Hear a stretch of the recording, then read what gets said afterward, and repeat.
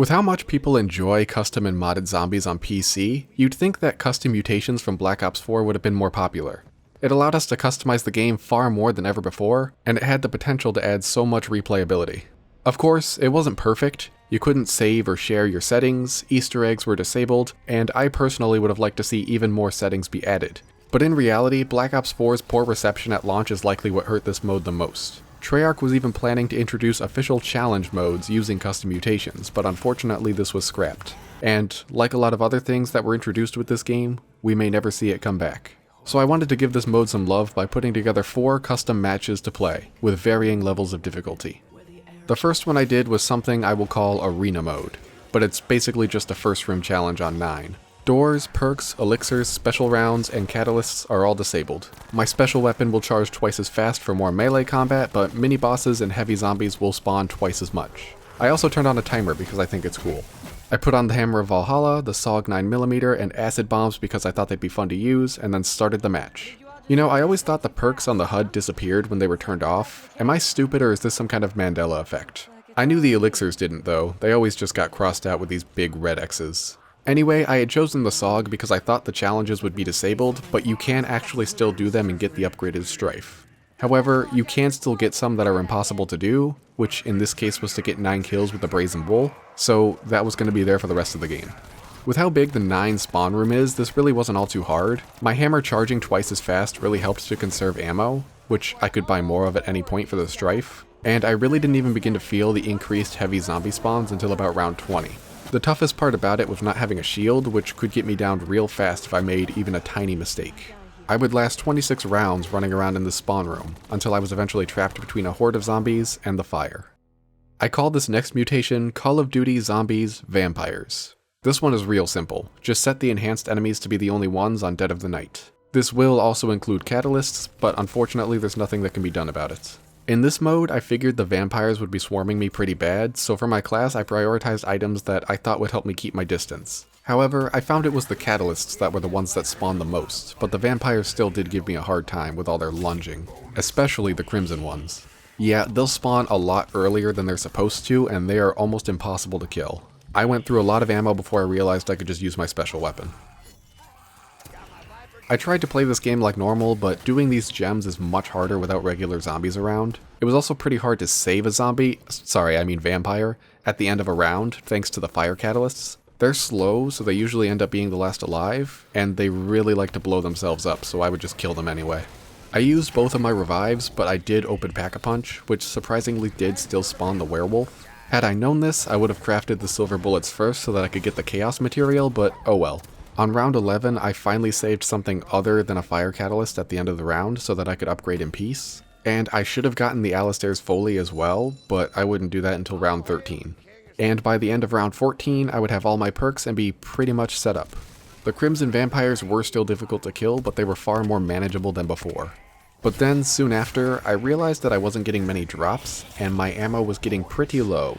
So to conserve what I had left, I started using my knife. This was a bad idea. The next mode I named Walking Dead Mode. No mystery box, power-ups, perks, elixirs, power, pack-a-punch, equipment, special weapons, shield, or self-revives. Health is set to the minimum amount, and it's headshots only. But I did reduce the zombie health by half so that it would usually be a one-shot kill, and there are no special enemies. The only choice I had for my class was the starting weapon, and I went with the Welling because it's kind of like Rick's revolver. And the map I chose was classified because it's kind of like when they went to the CDC. And as I'm sure you can imagine, this mode is slow, but it can be tense. A single wrong move would end the game, so it was important to be aware of my surroundings, because these zombies will sneak up on you if they get the chance. It does get more intense as it goes. There are so many zombies spawning that I often found myself focusing too much on certain groups, giving others the chance to get behind me. But the only real issue with this mode is that there really wasn't much to work towards. Once I got some wall weapons I liked, there wasn't really much more to do other than just survive. So I tried to keep it a little more interesting by moving around and buying other weapons. When I got to round 14, I accidentally shot the pig in the labs, and in my state of grief, I failed to notice this zombie coming around the corner, which would reunite me with Piggy. Time for the last mutation. I call this one Left 4 Dead mode. and it is easily the most complex one. All the purchasable doors would be open, but there's no perks, elixirs, pack-a-punch equipment, or special weapons. The starting round was 20, the minimum zombie speed was sprinting, and they were set to a loose spread, but I reduced their health and damage by half. Player health was maximized at 350, but the health regeneration was off, and points were fixed at 3,000, meaning I could spend them, but I couldn't earn any more.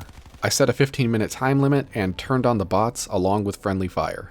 The plan was to go from Richtofen's lab to the docks on Blood of the Dead, and survive there until time ran out, just like a Left 4 Dead finale. The first thing to do is to turn the power on as fast as possible, and then find a weapon for the catwalk. I chose the MX-9. The bots would shoot me in the back a few times, but we made it through and reached the docks before the 5-minute mark. I really thought this was going to be harder. So back to the lobby. The loose zombie spread was actually making it easier because they were basically coming at us one at a time, so I changed it to tight to put them in more dense groups. Their minimum speed would now be super sprinting, and I reduced the time limit to 10 minutes. But I also changed the starting round to 10 so that it would be easier to shoot through them. This time, I invested my limited points into the box in hopes of getting a good "we still beat it in 5 minutes." I decided to wait out the timer this time, hoping that it would get harder, but the bots just made it too easy. So to make this mode actually challenging, I did it solo. This time, I thought that if I had enough ammo in my starting weapon before the catwalk, I wouldn't have to buy another weapon and could save the points for something better later, but this was a bad idea. I did run out of ammo, but the bigger problem was that I couldn't stop them from hitting me while I reloaded, which is really bad when your health doesn't regenerate, so I would go back for the Vapor, the most expensive gun on this side of the catwalk. Once you get this section under control, it's not that bad, and I would make it through without much more trouble. I chose a safe spot to hang out and end the round so that I could get my health back, but this ended up being a mistake as I started getting swarmed in the tunnels. I tried to purchase the Spitfire to replace my empty SOG, but I missed the prompt and would be taken down here. So for the next game, I bought the MX-9 again before attempting the catwalk, which helped me make it to the docks with a self-revive to spare. However, I only had 75 health, and even less ammo, so I would use that self-revive almost immediately. I bought the Tommy gun with my remaining points, but now I had to survive nearly 6 minutes to properly finish the game. I didn't even survive another minute. I played a few more matches of this until I had devised the perfect strategy. In the beginning, I would purchase the RK7, a cheap weapon but good enough to be a backup. I turned on the power and then ran through the new Industries building to get back to the catwalk, saving as much ammo and health as possible. And once I entered the catwalk, the zombies that were already on the map should despawn. I would usually go down during this section, but it was alright as long as I didn't go down twice. I bought more SOG ammo when I reached the cell block, and at this point the round would be nearly over, so I would try to end it closer to the docks. Once there, I would trade the RK7 for the M1927, and then ran this circuit until time was up. I found that the zombies in front of me were the most problematic. Sure, they could trap me, but the real issue was how fast they'd swing at me as I went by, gradually chipping away at my limited health. Basically, I had to manage the horde very carefully, making sure not to kill too many at a time so that new ones would spawn in my way. And that's how I would spend the next 5.5 minutes of this game, which felt a lot longer than 5.5 minutes. Oh, also, this barricade is glitched, so I had to clear it out at the end of each round. Don't worry, I wasn't cheating. Right before the 9-minute mark, I would take a lot of hits in quick succession, partially because of a few zombies trying to cut me off, and partially because I was too close to the super sprinting horde behind me. This left me with 25 HP, or 1 hit left. I did still have a self-revive, but I didn't want to use it if I didn't have to, so I started running a larger circle through Building 64, up to the bridge, and then back to the docks. I'm not sure if this was any safer, but it felt safer. However, this new route took me off the docks, and in my eyes, if I wasn't there when time was up, I would have failed. It was close, but I managed to make it back at the last second, marking this self-imposed challenge as complete. That was fun. I wanted to make each of these matches feel unique from each other, but also different from the main game, which I think I succeeded in. It's just too bad that this mode never really took off. I imagine that the community could have done some really cool stuff with it, especially if Treyarch continued to support it through their future games.